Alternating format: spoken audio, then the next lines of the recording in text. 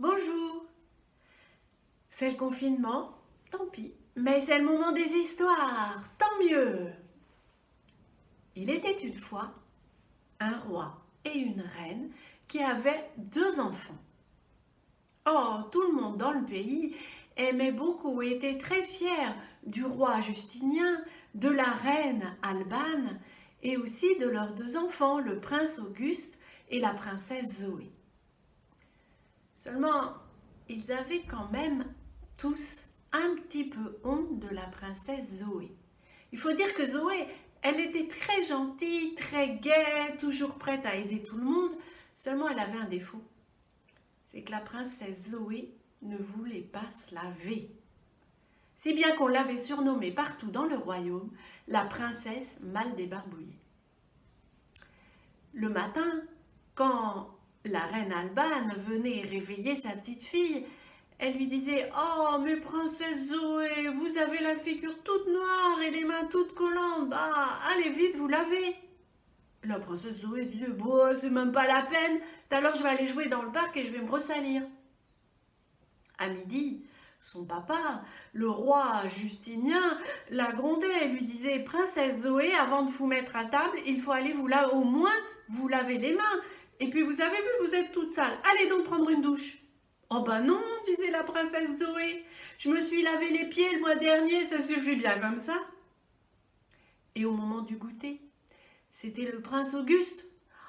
Quand il voyait la princesse Zoé manger son gâteau au chocolat et en mettre plein sa figure et s'essuyer les doigts sur sa belle robe rose, le prince Auguste lui disait « Mais princesse Zoé, allez vous laver, et puis vous avez les oreilles toutes sales. » « Oh ben non, dit la princesse Zoé, j'entends bien, hein, c'est pas la peine que j'aille les laver mes oreilles. » Et elle repartait jouer. Alors, bien sûr, on essayait de la gronder plus fort.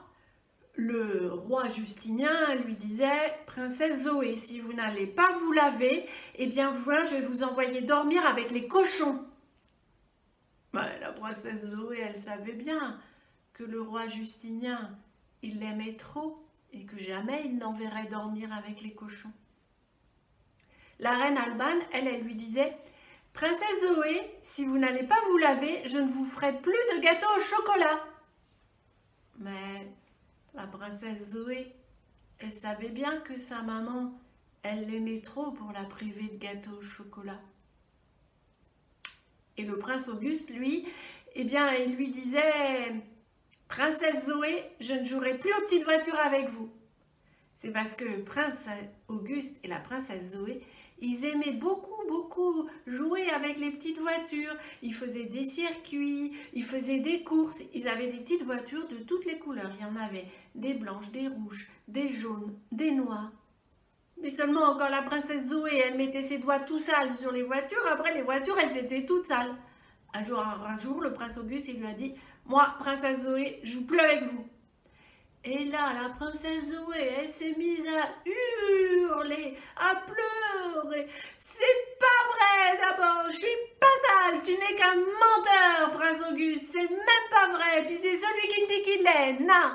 Et puis moi, je veux jouer. » Et puis elle s'est mise à hurler tellement fort qu'on l'entendait partout dans le château.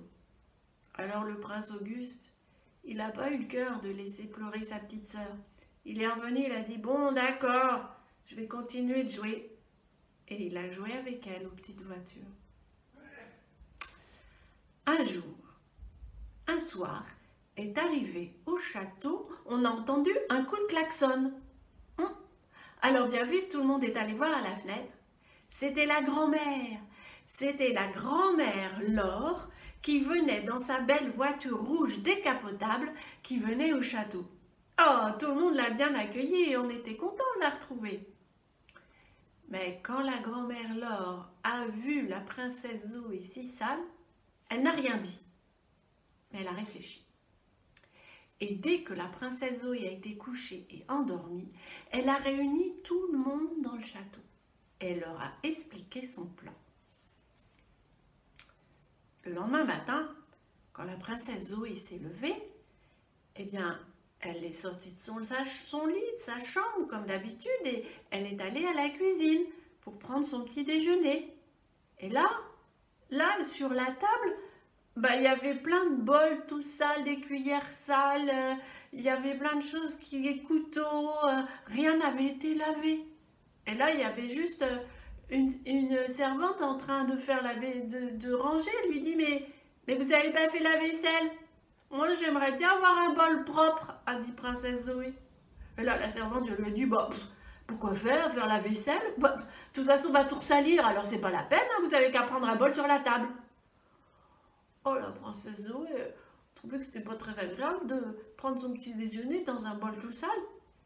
Alors elle est repartie vers sa chambre et là, elle a traversé tout le château. Et là, plus elle traversait le château, elle passait de salle en salle et elle a vu que par terre, il y avait des bouts de papier qui traînaient, il y avait des épluchures de pommes de terre, des épluchures de pommes, il y avait de la poussière, il y avait même des toiles d'araignée.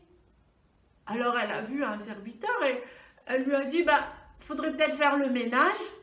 Alors le serviteur, il a regardé, il a dit, pourquoi faire le ménage? De toute façon, ça va se ressalir, hein. C'est pas la peine, une fois par an, ça va bien suffire, hein. C'est pas quelques petites araignées qui vont vous faire peur tout de même, princesse Zoé. Oh, Zoé, elle était bien étonnée et elle est arrivée jusque dans le grand salon. Là, on avait fait une réception en l'honneur de la grand-mère Laure. Mais quand elle est arrivée dans le salon, quel spectacle! Devant elle, il y avait la grand-mère Laure. Elle était encore en chemise de nuit. Et puis alors, elle avait ses cheveux blancs tout ébouriffés sur la tête. On aurait dit une sorcière. Et puis à côté, il y avait son papa, le roi Justinien. Lui, il était même pas rasé. Et puis il était encore en pyjama. Et puis il avait son bonnet de nuit tout sale sur la tête. Et puis il avait les doigts de pied qui sortaient de ses chaussons tout percés. Et à côté,